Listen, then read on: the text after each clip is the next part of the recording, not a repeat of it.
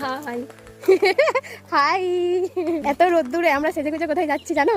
চলো দেখতে থাকো। আমার মা তো বলেই দিল কোথায় যাচ্ছি। কি সুন্দর আকাশটা লাগছে। তোমাদের সাথে কথা বলতে বলতে স্টেশনে এসে টিকিট কাটা হয়ে গেল, ট্রেনে ঢুকে গেছে। এখন ট্রেনে উঠে গেলাম, তো নামার পর উঠতে হবে অটোতে, আর শুধু ঘুরলে হবে, হাসলে হবে, খেতেও তো হবে। তাই চলে গেলাম একটা জুসের দোকানে। মা দেখতেই পাচ্ছ দাঁড়িয়ে আছে, নিয়ে নিলাম পাইনাপেল জুস। আমি কিন্তু একা খাইনি জুসটা, মাকেও দিয়েছি। আমাকে এরকম রাক্ষসী ভেবো না কিন্তু তোমরা। তো চলো মাও খাক। তারপরে চলে এলাম চার্চে, এখানে জুতো খুললাম, তারপরে কার্ড দেয়, কার্ডটা বেরোনোর পর দিলে আবার জুতোটা পাবো। তো দেখো চার্চ থেকে প্রার্থনা করে বেরোনোর পর আবার দিয়ে দিল জুস আর বিস্কুট দুটো করে।